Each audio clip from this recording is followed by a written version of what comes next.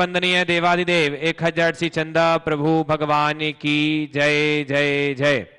बोलिए परम पूज्य श्रवण संस्कृति उन्नायक आचार्य भगवंत गुरुवर श्री 108 विद्यासागर जी महाराज की जय जय जय। बोलिए परम पूज्य गुणायतन प्रणेता संका समाधान प्रवर्तक भावना योग प्रवर्तक प्रखर वक्ता मुनिवर श्री 108 प्रमाण सागर जी महाराज की जय जय जय। बोले परम पूज्य मुनिवर श्री 108 अरह सागर जी महाराज की जय जय जय। सत्य और संस्कृति का सजा ये भव्य वितान कदम मिलाकर बढ़ चढ़े धर्म और विज्ञान बंदो शासक तीर्थराज समेत शिखर की इस पावन तलहटी पर स्थित गुणायतन परिसर से मैं आप सभी का स्वागत करता हूं। विश्व के एक अनूठा कीर्तिमान जो पूज्य मुनिवर प्रमाण सागर जी महाराज की अद्भुत परिकल्पना की देन है। मैं निवेदन करूंगा जो लोग अब तक गुणायतन से नहीं जुड़े हैं तो आज ही जो नीचे चल रहे नंबर हैं उन पर संपर्क करें। साथ ही जो लोग यहाँ उपस्थित हैं सभी से निवेदन करूंगा एक स्वर्णिम इतिहास में अपना दान और योगदान देकर के अपने जीवन को धन्य कीजिए। बंधु आइए बिना किसी विलंब के अब सीधे सीधे मैं नामों की उद्घोषणा कर रहा हूं जिन लोगों ने गुणायतन से जुड़कर के अपने आप को धन्य किया है। सर्वप्रथम निर्माण निधि सदस्य के तौर पर जो जुड़े हैं उनके नाम की घोषणा कर रहा हूं। आगरा से आपकी करतल ध्वनि बजती रहे। आगरा से श्रीमती सपना जैन, श्री नवेंद्र जैन, बेलगांव से श्रीमती प्रियंका विनायक पाटिल, सिद्धार्थ तनय पाटिल, जबलपुर से श्री उत्तम चंद दीपक कुमार जैन, ग्वालियर से श्रीमती गुणमाला जैन, श्री राजेश जैन, ग्वालियर से श्रीमती गुणमाला जैन राजेश जैन, इंडी बीजापुर से धन्य कुमार रामचंद्र शाह, इंडी बीजापुर से सौभाग्यवती सुनीता धन्य कुमार शाह, नंद्रे सांगली से श्री अशोक बापू राव सांगली। जोरदार करतल ध्वनि से सभी का एक बार अभिनंदन कर दीजिए। साथ ही पूजन द्रव्य में जिन्होंने 11,000 रुपए की राशि प्रदान की है जयपुर से ज्ञानवती जैन सपरिवार, इनका भी बहुत बहुत साधुवाद, बहुत बहुत अभिनंदन। आइए अब मैं सर्वप्रथम निर्माण मित्र सदस्य के रूप में जिन्होंने संबद्धता प्राप्त की है उनके नाम ले रहा हूं। ललितपुर से श्रीमती अंगूरी देवी धर्मपत्नी स्वर्गीय चंपालाल जैन, अनिल प्रीति डोली आसी पारस लोहारी परिवार। जोरदार करतल ध्वनि से अभिनंदन कीजिए। ये परिवार शायद हमारे बीच में कल था, उनका सम्मान हो चुका है। निर्माण सारथी के रूप में कोटा से श्रीमती कमला देवी जैन, मातेश्वरी श्री अरविंद जैन समस्त परिवार। जोरदार करतल ध्वनि से अभिनंदन कीजिए। यदि हमारे बीच उपस्थित हैं तो आ जाएं, पूज्य गुरुदेव के चरणों में नमन वंदन करके आशीष प्राप्त करें। नहीं है, चलिए। सूत्रधार के रूप में जबलपुर से श्रीमती चंदा जैन, धर्मपत्नी श्री जय कुमार जैन, श्री अनिल कुमार जैन, श्रीमती शोभा जैन, अविरल जैन समस्त परिवार। जोरदार करतल ध्वनि से अभिनंदन कीजिए।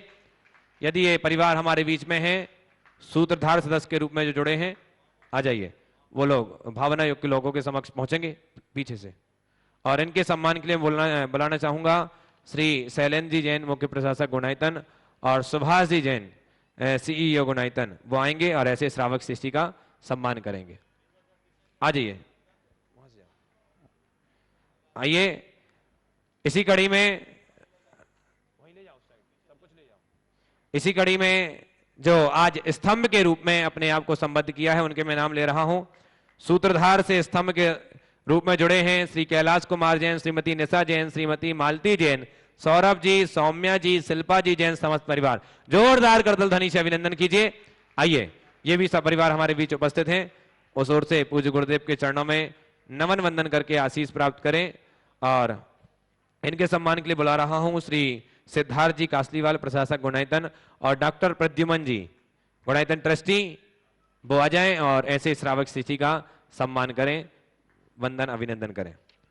जोरदार करतल ध्वनि से अभिनंदन कीजिए। आइए, इसी कड़ी में हमारे बीच में जो संस्थापक सदस्य के रूप में ऑनलाइन जुड़े हैं निर्माण नायक से ट्रस्टी श्रीमती उर्मिल जैन, धर्मपत्नी श्री दीनदयाल जैन, आशीष जैन, श्रीमती संध्या जैन, राशि जैन, अनन्या जैन, न्यू दिल्ली। जोरदार करतल ध्वनि से अभिनंदन कीजिए। इनके पुण्य की बहुत बहुत अनुमोदना। इसी कड़ी में भोपाल से डॉक्टर जितेंद्र जैन, श्रीमती ज्योति जैन, जतिन जैन, जिया जैन समस्त परिवार। इनका भी बहुत करतल ध्वनि से अभिनंदन कीजिए। आज ट्रस्टी के रूप में संबद्ध हुए हैं और ऐसे श्रावक सृष्टि के सम्मान के लिए बुला रहा हूं श्री विक्रम जी काला गुणायतन ट्रस्टी और साथ ही विकास जी जैन मिर्जापुर श्रोमणी संरक्षक गुणायतन।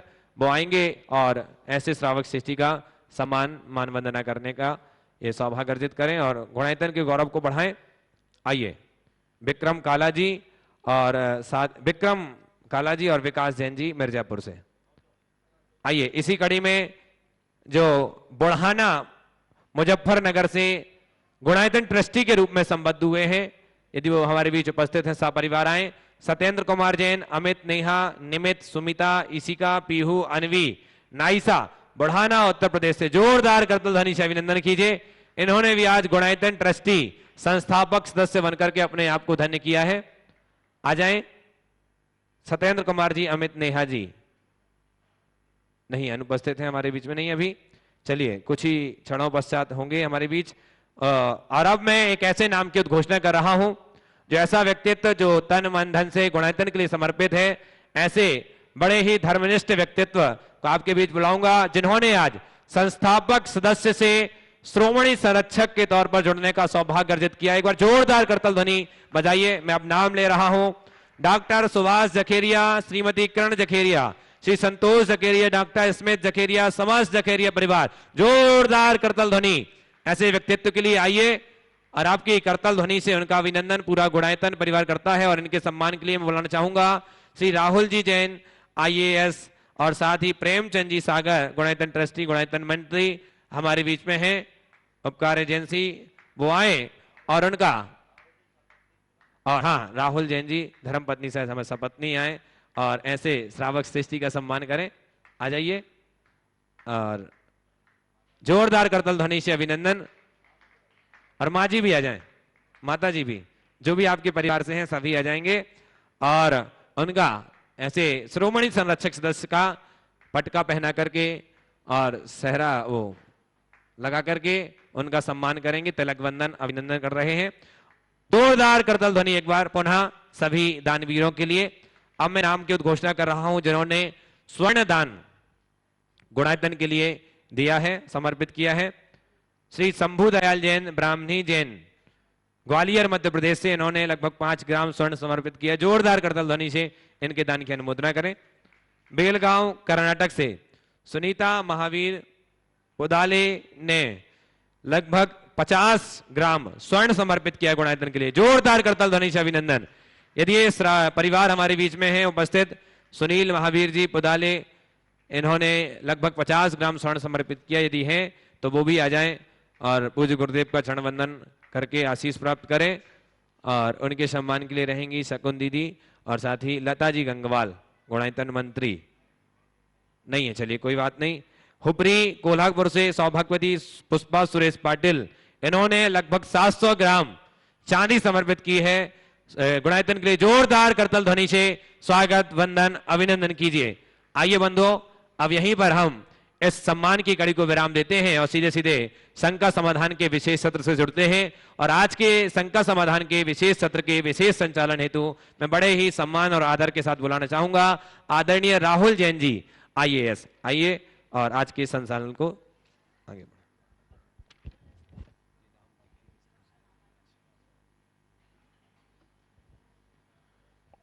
बोलिए परम पूज्य आचार्य श्री विद्यासागर जी महाराज की। बोलिए परम पूज्य मुनि श्री प्रमाण सागर जी महाराज की। बोलिए परम पूज्य मुनि श्री अरह सागर जी महाराज की। हम सभी आज मुनि श्री के समोचरण में, मुनि द्वय के समोचरण में हम अपनी अपनी शंकाओं के समाधान के लिए उपस्थित हुए हैं।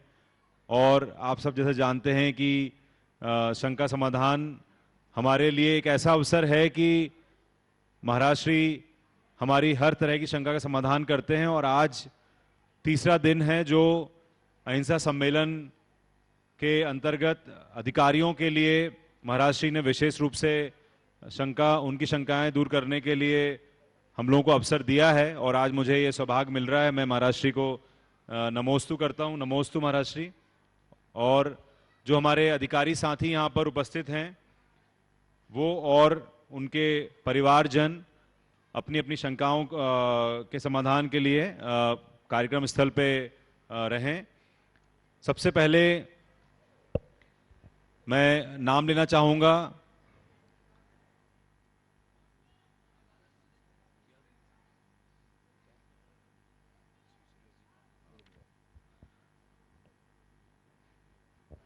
सबसे पहले मैं बुलाना चाहूंगा आज शंका समाधान में यहाँ हमारे बीच में एक ही बहुत ही सम्मानीय श्री सुरेश जी पाटिल जी उपस्थित हैं, जो कि पूर्व मेयर सांगली के हैं। वो 200 लोगों के साथ यहाँ पर सम्मेद शेखर जी की यात्रा में आए हैं।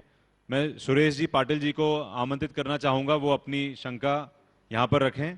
और इसके बाद अधिकारियों में से संदीप जैन जी, जो कि रेलवे सेवा में हैं और वर्तमान में जबलपुर में पदस्थ हैं, वो तैयार रहें। प्रणाम सागर जी महाराज को त्रिवार नमस्तु और सागर जी त्रिवार नमस्तु। वैसे मैं यहाँ गाजियाबाद के श्रीमान जम्मू प्रसाद जी जैन, इनकी तरफ से 251 लोगों को यहाँ सम्मित शिखर जी का दर्शन कराने हेतु यहाँ आया हूँ।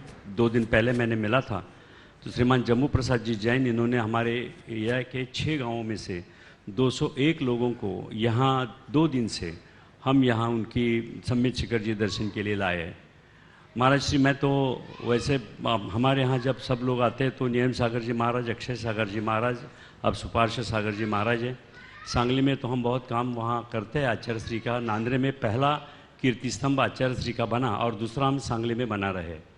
वहाँ गौशाला भी 2 जगह करने का प्रयास शुरू है। एक सांगली में शुरू हो गई है और दूसरी नांद्रे में होने वाले। सांगली में जो गौशाला है उसमें 150 से ज़्यादा गाय वहाँ है और इसमें हम कर रहे हैं। वैसे तो 2009 को 1080 लोगों को लेके मैं यहाँ सम्मित शिखर जी दर्शन हेतु हमारा पूरा संघ लेके आया था। उसमें 500 लोग जो बहुत गरीब थे, कि जिन्होंने कभी भी ज़िंदगी में दर्शन नहीं किया था, उनको लेके मैं आया था। तो उसके बाद में ये बहुत हमारा मौका हमारे लोगों को मिला है। आपके सामने ये जो दिखते हैं ये पूरे 251 लोग आपका आशीर्वाद कर मिलाने के लिए यहाँ हम आए।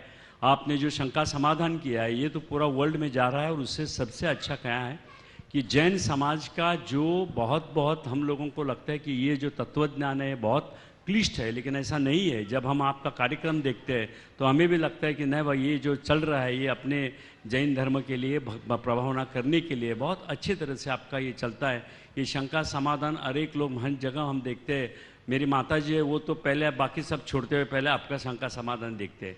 तो हर घर में मुझे ऐसा लगता है कि जैन समाज के नहीं, लेकिन इधर अजैन समाज जो है उनको भी आपका ये शंका समाधान जो है वो शंका समाधान बहुत अच्छी तरह से होता है। जैन धर्म की प्रभावना ये बहुत बड़े अच्छी तरह से हो रही है। आचार्य श्री विद्यासागर जी के पास हम हर साल जाते हैं और मेरा एक ऐसा सौभाग्य है कि मेरी पत्नी को वो पूर्वाश्रमी के मामा लगते हैं, क्योंकि वो बेड़किया किया है और सदलगा के है। तो ऐसा एक अच्छा मौका आपने हमें दिया। मैं फिर एक बार यहाँ श्रीमान जम्मू प्रसाद जी जैन और के उन्होंने जो ये काम किया है, हमें काम करने का मौका दिया, उनको भी मैं धन्यवाद देता हूँ। और आपने जो काम कर रहे हैं वो बहुत अच्छी तरह से काम जैन समाज के लिए नहीं तो पूरा जैन समाज के लिए ही है। जैन धर्म की पताका जो आप बढ़ा रहे। कल भी मैं 3 दिन से देख रहा हूँ कि IAS लोगों को आपने यहाँ बुला के अब एक अच्छा तरह के उनको सम्मान किया है। ये भी IAS लोग अपने जैन समाज के लिए अच्छे काम करेंगे। और एक बार मैं आपको त्रिवार नमस्तु करके मेरा ये प्रणाम करता हूँ। प्रणाम बताइए। बहुत सारे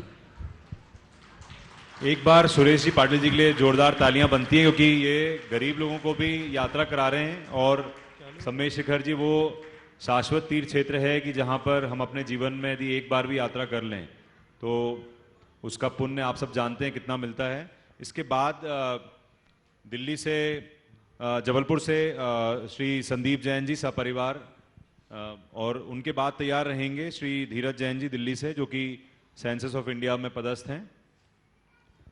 पूज्य प्रमाण सागर जी महाराज और अरस सागर जी महाराज के चरणों में बारंबार नमोस्तु। महाराज जी, आपके आशीर्वाद से आज हम सबकी जो पहाड़ वंदना थी वो सानंद संपन्न हो गई है। महाराज जी मेरा एक सवाल है। पिछले कुछ समय से मैं स्वाध्याय शुरू किया है मैंने, तो जब हम देखते हैं कि मनुष्य लोक का विस्तार 45 लाख योजन है और जो सिद्धालय है उसका विस्तार भी 45 लाख योजन है, और हमने तत्वार सूत्र में भी पढ़ा है और गुरुजनों से भी सुना है कि मतलब सिद्धालय का ऐसा कोई भी स्थान नहीं है जहाँ से सिद्ध नहीं बने हो। मतलब पूरे 45 लाख योजन में ऐसा कोई भी स्थान नहीं है जहाँ से सिद्ध नहीं बने हैं। लेकिन महाराज जी एक शंका उठती है कि जो हम सिद्ध क्षेत्र के रूप में कुछ ही क्षेत्रों को प्रतिष्ठा प्राप्त है, तो ऐसा क्यों है महाराज जी? एक तो ये शंका है। अगर महाराज जी आपका आदेश हो तो एक और जिज्ञासा है महाराज जी। पहले एक का उत्तर दे दो फिर दूसरा। जी महाराज जी। देखिए, बहुत अच्छा सवाल आपने किया है। 45 लाख योजन में पूरा मनुष्य लोक है और मनुष्य लोक के एक एक प्रदेश से सिद्ध हुए, ये यथार्थ। फिर भी इन सिद्ध क्षेत्रों की इतनी प्रमुखता क्यों? ये इसलिए कि हम आज जिन सिद्ध क्षेत्रों की आराधना करते हैं वे सब वर्तमान तीर्थ काल में निर्वाण प्राप्त भगवंतों की भूमि है, इसलिए इन्हें सिद्ध निषिद्ध का कहते हैं। इससे पूर्व की 24 में, इससे पूर्व के कल्पकालों में अलग अलग स्थानों से हुए, पर ये जो स्थान है एकदम ताजे हैं। इनका सीधे ऋषभदेव से लेकर महावीर भगवान पर्यंत का तीर्थ काल से नाता है, इसलिए हम लोग इनको प्रमुखता देते हैं।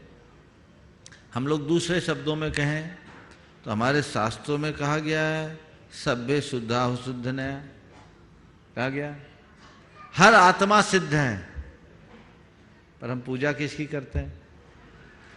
जो सिद्ध हो गए, हाँ, जो सिद्ध, जिन्होंने सिद्ध पद प्राप्त कर लिया। क्यों? हर आत्मा सिद्ध है, पर हमें सिद्ध दिखते कहाँ हैं? हमें दिखने लगे तो हम प्रणाम कर देंगे। हर भूमि सिद्ध भूमि है, पर हमें उसका आभास नहीं होता, क्योंकि उस भूमि को हमने अशुद्ध कर दिया है। यह सिद्ध भूमि है, इसे शुद्ध बना के रखा है, यहाँ हमें शुद्ध प्रेरणा मिलती है, इसलिए यहाँ वंदना करते हैं। इसलिए एक सलाह दूंगा, जितने भी सिद्ध क्षेत्र हैं उनकी शुद्धि को बनाए रखने का उपक्रम करो। आप लोग पर्वतराज की वंदना करते हो, यहाँ बहुत गंदगी फैला रहे हैं, गड़बड़ियाँ हो रही है। लोग कहते हैं पर्वत में इतना ज़्यादा पॉलीथीन और अन्य चीज़ें जा रही है कि कल कहीं ऐसा ना हो कि ये पहाड़ भी पॉलीथीन का रूप ले ले।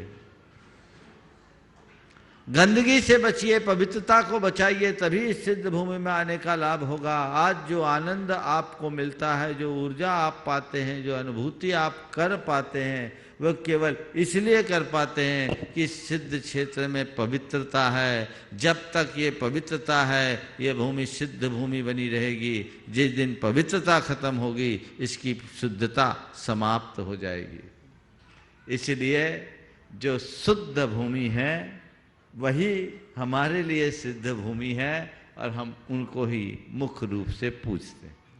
दूसरा सवाल कर दीजिए। दूसरा सवाल महाराज जी ये है कि जैसे हमने आज को उनकी जहाँ से भगवान सिद्ध हुए हैं उन कूटों की वंदना की है, तो उनमें अलग अलग कूट में अलग अलग नाम दिया है। जैसे कुंतनाथ भगवान में मित्रधर ज्ञानधर कूट दिया है, चंद्र प्रभु भगवान में ललित कूट, पारसनाथ भगवान में स्वर्णभद्र कूट, तो उसका क्या मतलब शास्त्रीय आधार है या देवों द्वारा दिया गया महाराज जी? ये इसको बोलते रूढ़ी से चला या नादि से चला रहा है, चला। नमस्ते महाराज जी। नमस्ते। इसके बाद दिल्ली से धीरज जैन जी जो कि सेंसस ऑफ इंडिया में पदस्थ हैं, और इसके बाद तैयार रहेंगे श्री प्रासू जैन जो कि इंडियन स्टैटिस्टिकल सर्विस में वर्ष 2020 बैच के अधिकारी हैं, जो कि दिल्ली में पदस्थ हैं। नमस्ते महाराज श्री। एक छोटा सा प्रश्न है, गृहस्थ अवस्था में रहते हुए सम्यक दर्शन की तरफ कैसे बढ़ें? बहुत अच्छा। पहले तो मैं चाहूँगा एक बार धीरज भाई के लिए करतल ध्वनि से आप लोग स्वागत करें। एक अधिकारी होने के साथ साथ ये बड़े धर्मनिष्ठ स्वाध्यायी भी हैं, और जैन जनगणना जागरूकता अभियान में इनकी बहुत महत्वपूर्ण भूमिका है। अभी भी ये लगे हुए। आपने पूछा है हम गृहस्थ रहते हुए सम्यक दर्शन की कैसी तैयारी करें। देखिए, सम्यक दर्शन तो गृहस्थों को भी होता है, मुनियों को भी होता है, पशु पक्षियों को भी होता है, हो सकता है। इसलिए सम्यक दर्शन के प्रति हमेशा उत्साह बना के रखना चाहिए। आपने पूछा एक गृहस्थ के जीवन में सम्यक्त्व का प्रकाश कैसे प्रकट हो। 4 काम करें। सबसे पहली बात, बुद्धिपूर्वक गृहीत मिथ्यात्व का परित्याग करें। दूसरी बात, सम्यक्तोचित सम्यक्त पोषक कर्तव्यों का पालन करें। देव शास्त्र गुरु की आराधना करें, पूजा करें, भक्ति करें, जिससे सम्यक दर्शन में विशुद्धि होती हो, ऐसा कार्य करें। सम्यक्तोचित क्रियाओं का जब हम पालन करते हैं सम्यक दर्शन की पुष्टि होती है। तीसरी बात, नित्य तत्वाभ्यास करें, स्वाध्याय करें। हमारे यहाँ कहा है सम्मत तस्य निमित्तम जिनसूत्रम तस्य जानिया पुरुषा। सम्यक के निमित्तों में जिनसूत्र एक बड़ा निमित्त है। स्वाध्याय से, तत्व के अभ्यास से सम्यक दर्शन की पुष्टि बहुत होती है। और चौथी बात, गुरुओं के संपर्क में रहे।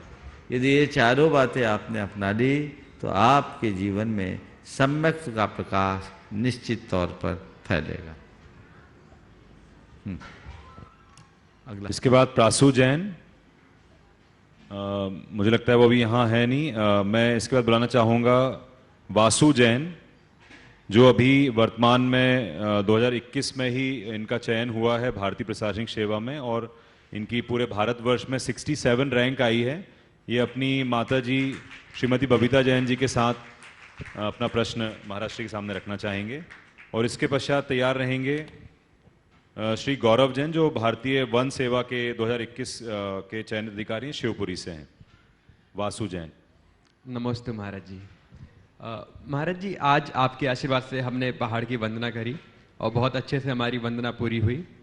वंदना के दौरान हमने देखा कि बहुत लोग पर्वत पे ऐसे मांगने के लिए बैठे हुए होते हैं।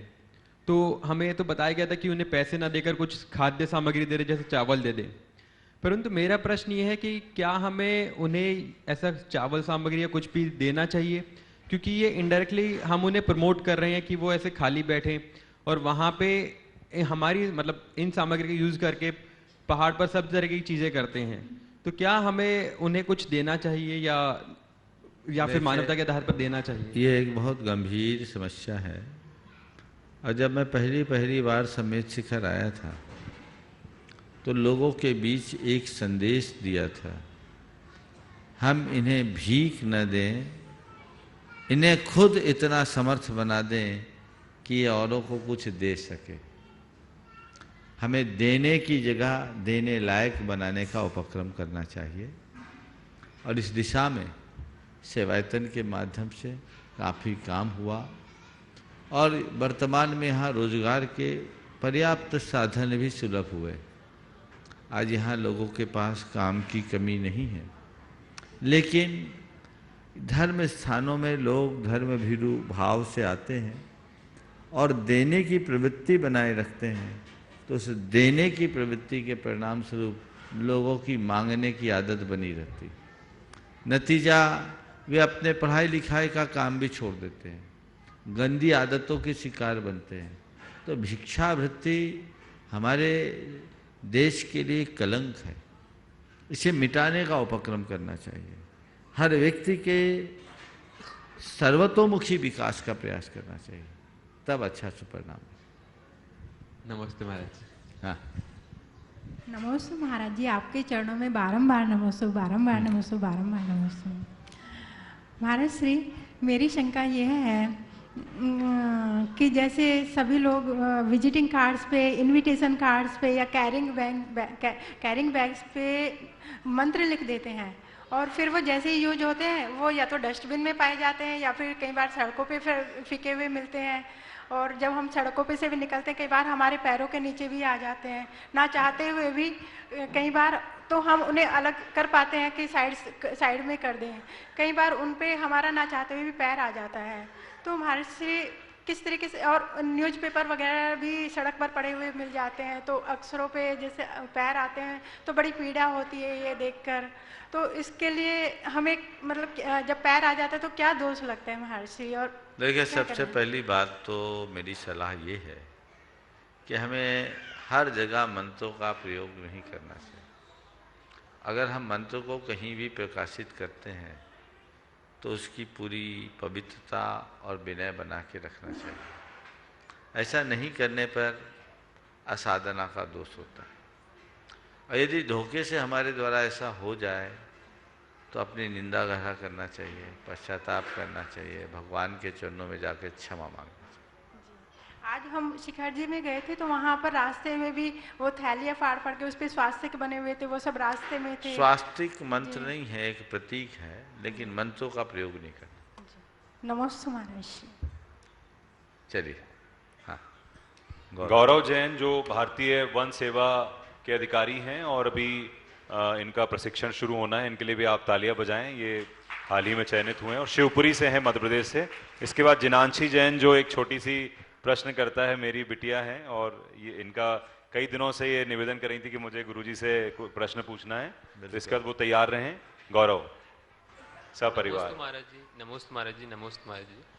मेरा महाराज जी ये प्रश्न है कि जो आज के मुद्दे हैं जैसे जलवायु परिवर्तन, पर्यावरण प्रदूषण या जीवों का विलुप्तीकरण, जो एक मानवता के लिए 21वीं सेंचुरी में बहुत बड़ा इशू बन गया है, जबकि हमारे जैन सिद्धांत हैं जैसे अहिंसा, अपरिग्रह या फिर जीव दया और परस्पर उपग्रह जीवानाम, तो ये एक सदियों से चले आ रहे सिद्धांत हैं जिनके थ्रू हम ये प्रॉब्लम को सॉल्व कर सकते हैं। तो ये जैन सिद्धांत हमें ये 21वीं सेंचुरी के प्रॉब्लम्स को सॉल्व करने में किस तरीके से मार्गदर्शन दे सकते हैं हमारे? देखिए, बात बिल्कुल सही है। बहुत ज्वलंत मुद्दे हैं, जलवायु परिवर्तन, पर्यावरण का असंतुलन और जानवरों का या प्राणियों का विलुप्तीकरण। अगर हम जैन सिद्धांत को ठीक तरह से पाले तो इन समस्याओं का बहुत अच्छे से निदान हो सकता है। अगर विश्व भर के लोगों ने प्रारंभ से जैन परंपरा के अनुरूप अपना आचरण किया होता, जैन जीवन शैली को अपनाया होता, तो संभवतः ये समस्याएं उत्पन्न नहीं होती। तो इस तरह की समस्याओं को उत्पन्न करने में जिम्मेदार हम स्वयं हैं और इसके लिए हमें चाहिए कि अब हम पूरे विश्व भर में लोगों के हृदय में एक अलख जगाएं, ऐसी अलख जगाएं जिससे लोग इस तरह के कार्यों से बचें, पर्यावरण को क्षति पहुंचाने के कृत्यों से बचें, जलवायु के संतुलन को ठीक करने के लिए कोशिश करें। मूलतः पर्यावरण सुधरेगा तो जलवायु में भी काफ़ी कुछ बदलाव आएगा और अहिंसा को आत्मसात करेंगे तो हम प्राणियों की विलुप्ति से भी बचा सकेंगे। हमें उनके संरक्षण के लिए भी विशेष उपक्रम करने की आवश्यकता है।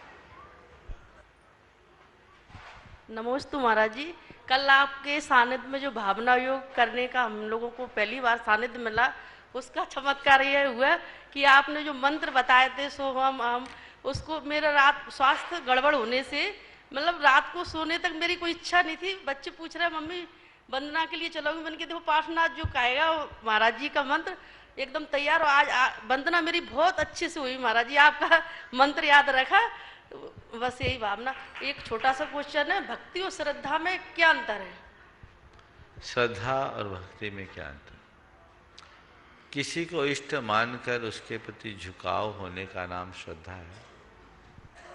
किसी को आदर्श मानना श्रद्धा है और उसके प्रति आंतरिक अनुराग उत्पन्न हो जाना, यह भक्ति है। भक्ति श्रद्धा का अभिव्यक्त रूप है। हृदय में पहले श्रद्धा होती है, बाद में भक्ति होती है।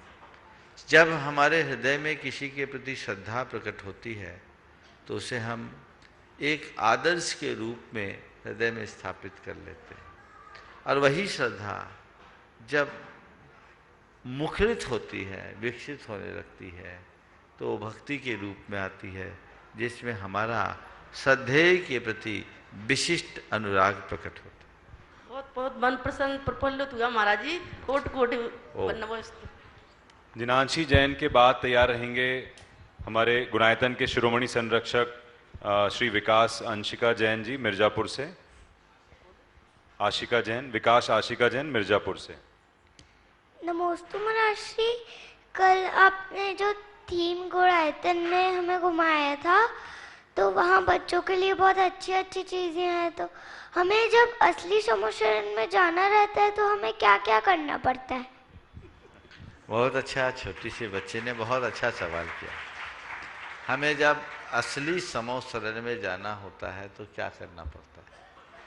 देखो, समूह शरण की एक ऐसी विशेषता होती है कि वहाँ बच्चे, बड़े, आदमी, जानवर सब समान हो जाते हैं। समझ गए? समूह शरण किसको कहते हैं? जहाँ सभी को बराबरी से शरण मिले उसका नाम समूह शरण। समझ गए? सब इक्वल है। तो बच्चे जब जाते हैं तो बच्चों को भी ऐसा लगता है जैसे सब कुछ मेरे लिए। समझ गए? तो वहाँ का वातावरण ऐसा होता है जो हर व्यक्ति को खूब आनंद से भर देता है। समझ गए? तो जैसा यहाँ समोसरण में आप देखोगे ना, वैसा ही वहाँ दिखेगा।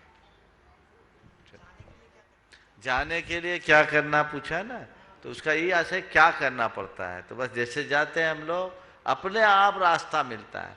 वहाँ सीढ़ियाँ होती है 20,000, पर चढ़ना नहीं पड़ता। जैसे आप एरोप्लेन में चढ़ते हैं ना, वैसे ही एक के बाद क्या एस्केलेटर सिस्टम होता है ना, हाँ एस्केलेटर, तो वो सिस्टम वैसा बना रहता है। और अपने आप चले जाओ, खूब लंबे चौड़े समोसरन में घूमोगे भी तो थकोगे नहीं। ठीक है ना, चलो।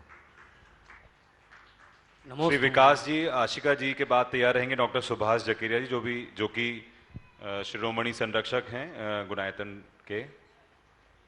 नमोस्तु महाराज जी, नमोस्तु महाराज जी, नमोस्तु महाराज। जैसा प्रवचन में आपने बताया था कि अपना जैन धर्म साइंस से अप्रूव्ड है, और कैसे हम अन्य लोगों को जानकारी दें, बताएं उसकी महत्ता को कैसे बताएं अन्य लोगों को। जैन धर्म की महत्ता को हम जन जन तक कैसे पहुँचे? जी जी महाराज। देखिए, जैन धर्म की उपयोगिता, जैन धर्म की महत्ता को जन जन तक पहुंचाने के लिए सबसे पहले तो हमें ये चाहिए कि हम खुद जैन धर्म को अच्छे से समझें और उसका हम ठीक तरीके से प्रैक्टिस करें। और यदि उसमें हम सफल हो जाए तो कोई पूछे तो उसे व्यवहारिक रूप में बताएं। हम लोगों के साथ एक बड़ी कमी है। यहाँ उपस्थित इस सभा में भी बहुत से लोग ऐसे होंगे जो जैन हैं, जैनचर्या का पालन भी कर रहे हैं, पर उन्हें जैन के बारे में ही पता नहीं होगा। 1996 में मैं गोटे गांव में था। वहाँ मैंने युवाओं के लिए एक विशेष क्लास ली, जानिए जैन धर्म का मर्म। उसमें मेरी पहली क्लास के बाद एक युवक आया और उसने कहा, महाराज जी, यदि एक क्लास मैंने 6 महीने पहले अटेंड कर ली होती तो आज मैं डिप्टी कलेक्टर होता। ये क्लास मैंने 6 महीने पहले अटेंड की होती तो आज मैं डिप्टी कलेक्टर होता। मतलब मेरी क्लास से तुम्हारे डिप्टी कलेक्टर होने का क्या संबंध? उसने कहा, महाराज जी, मैं पीएससी में उत्तीर्ण होकर इंटरव्यू के लिए गया और मेरा नाम जैन था, तो जिन्होंने मेरा इंटरव्यू लिया, जैसे जैन के लिए पूछा जिन का अर्थ क्या होता है, मुझसे पहला प्रश्न किया जिन का अर्थ क्या होता है। महाराज, मुझे पता नहीं था जिन किस चिड़िया का नाम है। मैंने कुछ बोल नहीं पाया, मेरा पूरा इंटरव्यू बिगड़ गया, क्योंकि मुझे मालूम ही नहीं था। मैंने बाकी बातें पढ़ी पर जैन धर्म की बातें नहीं पढ़ी। तो ये क्लास पहले लगी होती ना तो आज मैं डिप्टी कलेक्टर हो गया होता।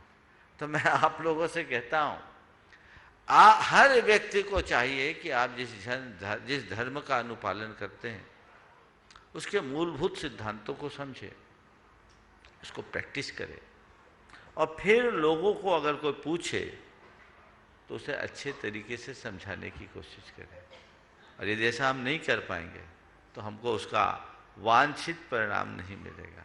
तो आपने पूछा है कि हम लोगों तक जैन धर्म को कैसे पहुंचाएं, तो शुरुआत स्वयं से करें। हम अंधेरे में रहकर दूसरों को उजाला नहीं दे सकते, इसलिए हमें खुद उजाले में रहने का अभ्यासी होना होगा। अपने आचरण से, अपने व्यवहार से कुछ पढ़े पढ़ाएं। और आज तो संचार क्रांति का युग है, हम बहुत सारी सामग्री उन तक पहुंचा करके ये कार्य कर सकते हैं। हाँ, शिरोमणि संरक्षक डॉक्टर आशिका पूछेगी। हाँ बोलिए। नमस्ते गुरुदेव। गुरुदेव, आत्मा और चेतना में क्या अंतर, ये एक है कि अलग अलग है? आत्मा और चेतना में क्या अंतर है? उतना ही अंतर है जितना मनुष्य और मानव में। मनुष्य और मानव में क्या अंतर है? कोई अंतर है? नहीं। कोई अंतर नहीं, शब्द भेद है। ऐसी ही चेतना ही आत्मा है। अच्छा, समझ गए? अथवा अगर अंतर हम करें तो ऐसा कर सकते हैं कि आत्मा एक तत्व है, जीव है, द्रव्य है, और चेतना उसका एक विशिष्ट गुण जिससे उसकी पहचान होती है। नमोस्तु गुरुदेव। शिरोमणि संरक्षक डॉक्टर सुभाष जकेरिया जी के बाद तैयार रहेंगे डॉक्टर जितेंद्र जैन जी, जो कि गुणायतन ट्रस्टी हैं, भोपाल से हैं। नमोस्तु महाराज जी, नमोस्तु नमोस्तु। आपके साथ जुड़ा रहूँगा, ये हमारा बहुत बड़ा सौभाग्य है महाराज जी। परसों आपका जो प्रवचन हुआ था समता के बारे में, भावना योग से समता बढ़ाने के बारे में, और आपने कहा था यदि कोई समता नहीं रख पाता तो दिन भर जपता रहे कि मैं सहज हूँ, मैं सहज हूँ, मैं सहज हूँ। महाराज जी बोलते हैं कि चैरिटी स्टार्ट्स एट होम। तो मैंने अपनी धर्म पत्नी को ये बताया कि अब दिन भर जपा करो कि समता है, मैं साम्य हूँ, मैं समता में हूँ, मैं समता में हूँ। इनको ये बात समझ में नहीं आई, तो मैंने कहा महाराज जी से पूछ लेना कि कैसे ये समता की जाए। देखिए, सबसे पहले तो डॉक्टर साहब से मैं कहूँगा कि आज आपने बहुत अच्छा काम किया। आपने कहा जुड़ा रहूं, आप तो जुड़े हो। आपने पीढ़ियों को जोड़े रखने का आज उपक्रम किया है। जो भी शिरोमणि संरक्षक है उनकी पीढ़ियाँ गुणायतन से संबद्ध रहती है, और आज आपने ये जो कार्य किया है बहुत बहुत प्रशंसनीय कार्य किया है। अपनी कई पीढ़ियों के उद्धार का रास्ता आपने चुना है, इसके लिए आपको आशीर्वाद। आपने जो सवाल किया है कि अपने अंदर की समता को बनाए रखने के लिए मैं सहज रहूं, मैं सहज रहूं, मैं सहज रहूं, या मुझे समता रखनी है, मैं समता रूप हूं, ये कैसे दोहराएं? मैंने कई बार बोला, ये सूत्र हम कभी ना भूलें, यद भाव्यते तद भवति। हम जैसी भावना भाते हैं वैसा होता है। तो हम जो पाना चाहते हैं, जैसा होना चाहते हैं, उसकी धुन अपने अंतर मन में जगाएं, और ये धुन बलवती होगी तो हमारा रास्ता अपने आप खुलेगा। इसलिए बिल्कुल सही कह रहे हैं, जब भी मन असहज होने लगे, मुझे सहज रहना है, मुझे सहज रहना है, मुझे सहज रहना है, मुझे सहज रहना है, ये प्रैक्टिस करो, यही मंत्र जपो। नमोकार जपने से तुम्हारा कितना सुधार हुआ मुझे नहीं मालूम, पर इसे जपोगे तो निश्चित उद्धार होगा, कोई संशय नहीं। महाराज जी, विकल्प जब आता है तो फिर उस समय भूल जाते हैं फिर वो सब। उसके लिए अभ्यास जी। प्रारंभिक दशा में विकल्प की घड़ी में ये बात नहीं आएगी, विकल्प के क्षण बीत जाने के बाद ये बात आएगी, और आप इन सूत्रों से अपने मन को कुछ अर्थ में सहज कर पाएंगे। और उसी समय आप अपनी निंदा गढ़ा करिए कि मैंने गलत कर दिया, मैं गलत ट्रैक पर चले गई, मुझे ऐसा नहीं करना चाहिए। फिर धीरे धीरे धीरे धीरे अभ्यास होगा। अभी हम जो अबुद्धि पूर्वक प्रतिक्रियाएं करते हैं, एक स्तर ऐसा आएगा कि हम बुद्धि पूर्वक प्रतिक्रिया करने लगेंगे। अबुद्धि पूर्वक से जब हम बुद्धि पूर्वक में आएंगे तो फिर धीरे धीरे बढ़ते बढ़ते एक स्थिति ऐसी आएगी कि हम उस प्रतिक्रिया को प्रकट करने के पहले ही जागने लगेंगे, मुझे सहज रहना है। फिर इसके बाद का लेवल आएगा कि अंदर प्रतिक्रिया जब जन्म लेने लगेगी तभी मन में आएगा कि मुझे सहज रहना है, और फिर उसके बाद का स्टेज है जिसमें वो प्रतिक्रिया होगी ही नहीं। समझ गए? एक दिन में नहीं जाएगी, बड़ी क्रॉनिक बीमारी है, इसमें तो महीनों ट्रीटमेंट चाहिए, बड़ी तत्परता से चाहिए। इतना सरल होता तो आज दुनिया बदल गई होती है ना। तो इसके लिए अभ्यास करना जरूरी है। हमारे संस्कार ऐसे, हम अबुद्धिपूर्वक क्रोध करते हैं। बुद्धिपूर्वक क्रोध करने वाले कम लोग हैं। आप थोड़ा हिसाब लगाना, आप गुस्सा करते हो कि गुस्सा आता है? गुस्सा आता है।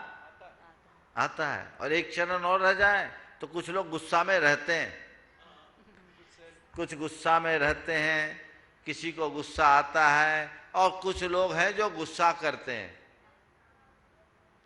जो गुस्सा में रहते हैं उनके रग रग में गुस्सा है, नाक में ही बैठा है, वो तो बात बेबात में करेंगे। उनके लिए बहुत लंबे अभ्यास की जरूरत है।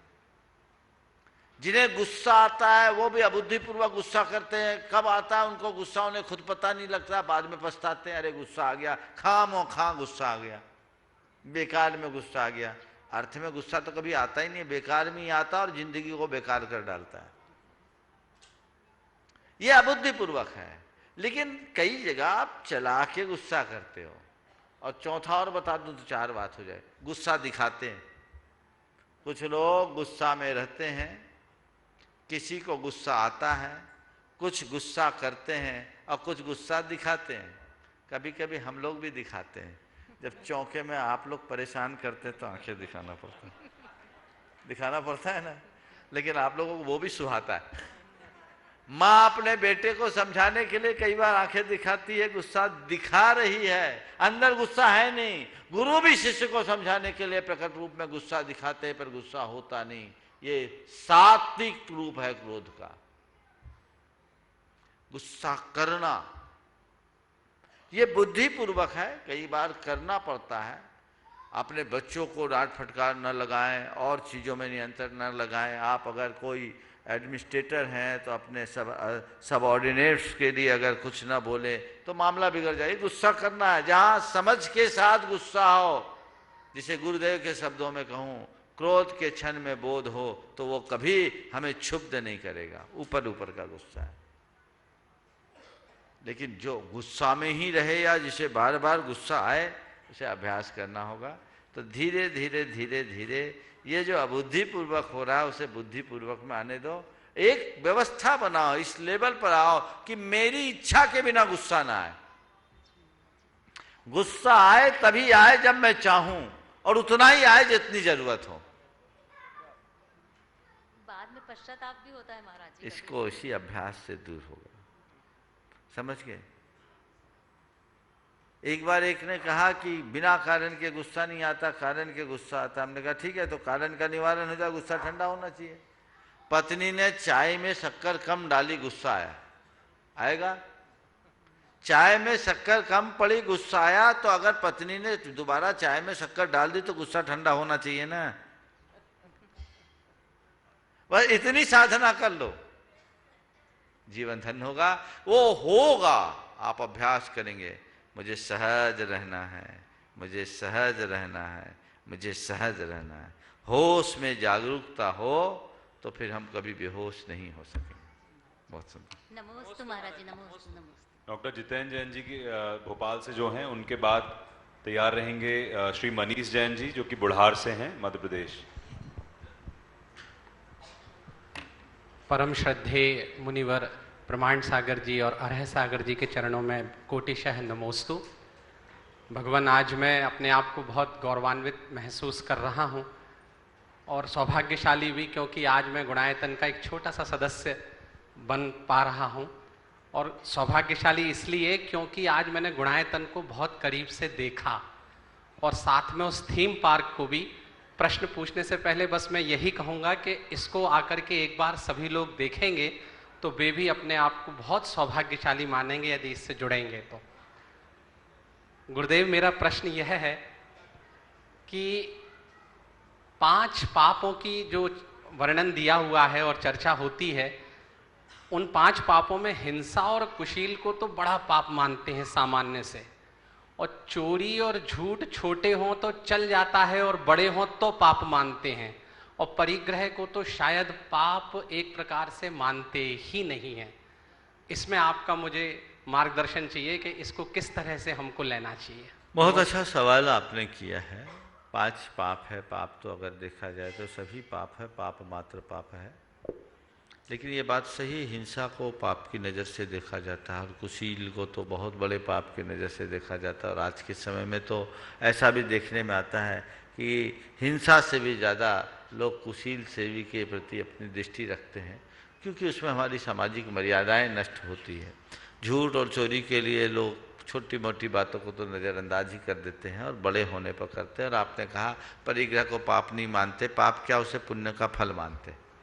ये दृष्टिकोण में बदलाव क्यों? इसके पीछे कुछ वजह है। हिंसा जहाँ प्रत्यक्ष होती है, वो प्रत्यक्ष हिंसा सीधे सीधे प्राणघात है, जो पाप के रूप में दिखती है। झूठ और चोरी में किसी का ज्यादा प्राणघात नहीं होता। जिसके प्रति हमने झूठ बोला है, जिससे हमने चोरी की है, थोड़ा बहुत आघात होगा, लेकिन इसे दूसरे शब्दों में समझे। किसी को कोई गोली मारे और किसी को कोई चांटा मारे या किसी को कोई केवल गाली दे, प्रताड़ना तीनों में है। गोली मारने पर वो बच भी जाए अगर गोली बाजू से निकल जाए, चांटा मारने से पूरे के पूरे गाल में पंजे उभर आए, बोली भी उसने कुछ बोली है तो चुप जाए। लेकिन क्या तीनों स्तर का पाप समान होगा? नहीं। गोली मारना यानी उसे जान से मारने का प्रयास, ये हिंसा है। समझ गए? झूठ गाली बकने जैसा है, चोरी थप्पड़ मारने जैसा है। समझ गए? चोरी थप्पड़ मारने जैसा है, लेकिन कुशील मर्यादा को तोड़ता है और उसमें हिंसा तो है ही, हिंसा कर दिया जाता है। लेकिन कोई किसी जान से मारने का प्रयास करे तो उसे कभी नहीं बख्शा जाता। हिंसा को इसीलिए निंद दृष्टि से देखा जाता है, कुशील को इसीलिए निंद दृष्टि से देखा जाता है। चोरी और झूठ समाज में मानने जैसा हो गया, क्योंकि उससे लोगों का बहुत ज्यादा नुकसान नहीं। अब आते हैं बात परिग्रह की। परिग्रह जो पाप है, परिग्रह अपने आप में पाप नहीं है। परिग्रह को पाप केवल इसलिए कहा जाता है क्योंकि उसके अर्जन में पाप है, रक्षण में पाप है, संवर्धन में पाप है। पाप से जन्मता है और पाप को जन्म देता है, इसलिए पाप है। वो पाप का बेटा भी है और पाप का बाप भी है, इसलिए बेटा पाप है। समझ गए? पाप से जन्मता है, पाप को जन्म देता है, इसलिए पाप है।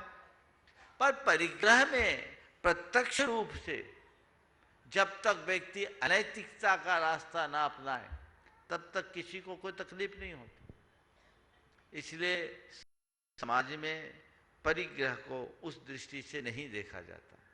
हालांकि ये हमारी आध्यात्मिक उन्नति में बाधक है और परिग्रह के निमित्त से हिंसा आदि भी होते हैं, इसलिए परिग्रह को पाप मानना चाहिए, उसमें आसक्ति नहीं रखना चाहिए और उसके उपार्जन में होने वाले पाप को हमेशा याद रखना चाहिए, उसे कभी भूलना नहीं चाहिए। यदि ये बात ध्यान में रखें तो कभी कुछ भी गलत हो ही नहीं सकता। और आज के सारे सामाजिक मूल्य अर्थ पर आधारित है, अर्थ मूलक ही सारे सामाजिक मूल्य बन गए। पैसे से ही व्यक्ति की प्रतिष्ठा जुड़ गई, तो इसलिए आज वैसी दृष्टि हो जाती है। तो परिग्रह को लोग पाप की दृष्टि से नहीं देखते हैं। लेकिन दूसरी तरफ देखो, कोई अनैतिक कार्य करके धन इकट्ठा करता है, उसकी तरफ हमारी क्या दृष्टि रहती है? पापी की दृष्टि। उसे अच्छा मानते हैं? नहीं मानते। तो मतलब क्या है?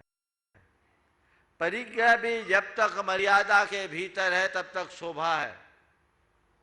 और हमारे तीर्थंकर भगवतों ने जो उपदेश दिया उसमें बहुत ध्यान देने की बात है। उन्होंने कहा हिंसा का पूरी तरह त्याग करो, संकल्पी हिंसा से बचो। झूठ, स्थूल झूठ छोड़ो, स्थूल चोरी छोड़ो, क्योंकि मुझे मालूम है तुम झूठ और चोरी से नहीं बच सकोगे।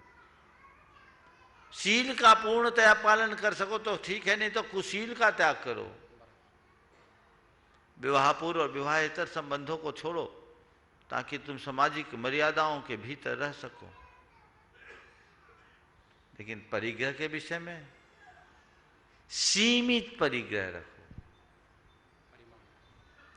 उसमें आसक्ति मत रखो। इसलिए अगर परिग्रह हमारे पास है और उसके प्रति आसक्ति नहीं है तो वो स्वीकार है। चक्रवर्तियों के पास भी परिग्रह होता है जो स्वीकार है। नमोस्तु। बुढ़ार से मनीष जी के बाद तैयार रहेंगे विदिशा से डॉक्टर रीता जैन जी। गुरुवर के चरणों में बारंबार नमोस्तु नमोस्तु नमोस्तु। गुरुधर, मैंने सुना है कि धर्म में भी पढ़ा है कि सबसे उत्कृष्ट अगर कोई चीज होती है वो है तीर्थंकर नाम प्रकृति का बंध। और गुरुवर सबसे निकृष्ट चीज होती है वो है मिथ्या। गुरुवर हम ये पूछ रहे हैं कि मिथ्या हम लोग अपने 24 घंटे के रूटीन में क्या क्या कर बैठते हैं अनजानेवश, और हम इसे कैसे बचे? देखिए, मिथ्यात्व हमारे जीवन का सबसे बड़ा अभिशाप है, और तीर्थंकर प्रकृति तो हमारे जीवन की सबसे पुण्यतम स्थिति है। मिथ्यात्व से बचे रहने के लिए एक ही कार्य है, बुद्धिपूर्वक गृहित मिथ्यात्व का परित्याग करें, मिथ्यात्व पोषक कार्यों से बचें और सम्यक तो पोषक कृत्यों से अपने आप को जोड़ के रखें, तभी हम ऐसा कर सकें। नमोस्तु गुरुदेव। विदिशा से डॉक्टर रीता जैन आ रही हैं, तब तक महाराज श्री एक ऑनलाइन जिज्ञासा प्रासू जैन जो अहिंसा सम्मेलन में यहाँ भाग लेने आए थे, वो आज वंदना करके लौटे हैं और वो अपनी वंदना के बाद यहाँ नहीं आ पाए हैं। तो उनका एक प्रश्न महाराज श्री ऑनलाइन जिज्ञासा में आया कि क्या स्वाध्याय, पुरुषार्थ, देवदर्शन और कठिन परिश्रम से पिछले जन्म के बुरे कर्मों पर विजय पाई जा सकती है, या फिर उन बुरे कर्मों का फल भुगतना ही पड़ेगा? नमोस्तु महाराज श्री। देखिए, स्वाध्याय, पुरुषार्थ और सत्कर्म से हम अपने कर्मों का बहुलांश में नाश कर सकते हैं, क्षय कर सकते हैं। हमारे यहाँ इन सब बातों को तो जाने दीजिए, हमारे शास्त्रों में इतना लिखा है, जिनेन्द्र दंसन पूजन वंदन नमन स्नेही बहु कम उपदेशान निज्जर हम माधो। भगवान के दर्शन, वंदन, पूजन, नमस्कार और पूजन से बहुकर्म प्रदेशों की निर्जरा होती है। तो ये पुरुषार्थ यही है जो हमारे कर्मों को नष्ट करता है। तो हमारा जो अतीत में कर्म बंधा है, हम उसे भोगने के लिए बाध्य नहीं है। यदि हम वर्तमान को संभालते हैं तो हम अपने अतीत को भी संभाल सकते हैं। नमोस्तु महाराज जी, नमोस्तु नमोस्तु नमोस्तु। महाराज श्री, मुझे कैंसर हुआ था और फिर मैंने कीमोथेरेपी के दौरान भावना योग किया और मुझे कोई भी पेन किलर नहीं लेनी पड़ी। डॉक्टर ने मेरे से पूछा भी कि मतलब तुमने कोई और दवाई ली या कुछ। मैंने भावना योग का इसलिए नहीं बताया कि उसे प्रूफ करना थोड़ा कठिन था। मतलब हर व्यक्ति भावना योग के शब्दों को तो हम बता सकते हैं किसी दूसरे को ठीक करने के लिए, लेकिन अंतर्मन की स्थिति सबकी वैसी होगी, प्रूफ करना मुश्किल है। जैसे मैं कहती तो वो और दूसरों का कहते हैं। मैंने बहुत सारे प्रयोग किए, एक दो मैं बता रही हूँ। एक तो मैंने स्कूल में बच्चों को कहा कि पहले भावना योग अपन करते हैं 5 मिनट और उसके बाद पढ़ेंगे। एक बच्चा जिसके 10th में 60% मार्क्स भी नहीं आए और वो 95 मार्क्स कोविड में केवल भावना योग, और उसने मेरे वीडियो देखे और उसने कहा कि मैडम इतने जल्दी याद होता। मेरे ऊपर मैंने एक प्रयोग किया कि सर भावना योग के बाद पहले मैंने बीएससी का एग्ज़ाम दिए, प्री और मेंस क्लियर हुआ और इंटरव्यू से 2 बार बाहर हुई। भावना योग के किया और साथ में कैंसर भी चल रहा था। मैंने नेट, स्लेट, पीएचडी, एमएड ये सभी मतलब कैंसर के दौरान हर एग्ज़ाम, डिपार्टमेंटल एग्ज़ाम भी पास किया जो पीएचसी लेवल का था, लेकिन पहले कुछ भी नहीं हो रहा था। तो मैं महाराज जी ये पूछना चाह रही हूँ कि इसका मैंने भौतिक तो यूज़ किया, बच्चों को इसका लाभ मिला, मैं मास्टर ट्रेनर बन गई और बहुत सारे टीचर्स को ट्रेनिंग दी मैंने, लेकिन आध्यात्मिक जगत में मतलब इसका क्या प्रयोग करूं? मतलब स्मरण शक्ति इसके सहारे इतनी बढ़ गई है। बहुत सुंदर, बहुत सुंदर। रीता जी ने भावना योग का बड़ा अच्छा प्रयोग किया है और इन्होंने आज मुझसे पहले भी बताया, आज सबके बीच बताया, बहुत अच्छी बात है। सबसे पहले तो मैं कहूँगा कि अपने अनुभवों को अगर आप लिख कर देंगे तो आगे इसका उपयोग होगा और बहुत लोग उससे लाभान्वित होंगे। आपने भावना योग का भौतिक लाभ लिया तो मैं तो कहूँगा भौतिक लाभ तो केवल लोगों को बताने का एक उदाहरण है। जिससे भौतिक लाभ मिलता है उससे आध्यात्मिक लाभ जरूर मिलेगा। और मुझे बहुत प्रसन्नता है कि आपने एक मास्टर ट्रेनर के रूप में इसका काम किया है। आप भावना योग से इसी तरह जुड़े रहें और लोगों को धर्म और कर्म दोनों क्षेत्र में मजबूती प्रदान करने के लिए प्रयास करें। अगर हम इन सब को करेंगे तो हमारे सारे कार्य अपने आप संपन्न होंगे। ओम शांति। गुणायतन से जुड़ने वाले सदस्यों की आज बहुत बड़ी लिस्ट है और आज इसी क्रम में श्री सत्येंद्र कुमार जैन, अमित, नेहा जी, निमित, सुमिता जी, इशिका, पीहू, अनवी, नायशा जो बुढ़ाना मुजफ्फरनगर से हैं वे आ जाएं और अपना प्रश्न भी रखें। और साथ में उनके सम्मान के लिए मैं आमंत्रित करना चाहूँगा श्री प्रद्युम्न जैन जी, लता गंगवाल जी, प्रेमचंद जी जो कि गुणायतन ट्रस्टी हैं सागर से, शीघ्रता करें और वो मंच पे आएं और अपना प्रश्न पहले रखें, फिर उनका सम्मान यहाँ पर गुणायतन परिवार करना चाहेगा। ओ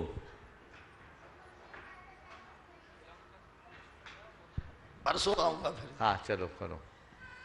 द्वय गुरुराज को मेरे परिवार की ओर से त्रियोग नमोस्तु नमोस्तु नमोस्तु। महाराज जी आपके शब्द ही हैं, नैनों की कोठरी में पुतली का सिंहासन बनाऊं, पलकों की चिक लगाकर आपको उसमें पधराऊं। आज आप मेरी उसी भावना से आपने जो आदेश दिया मैं उसको पूरा किया, उसको पूरा करने में समर्थ हो पाया।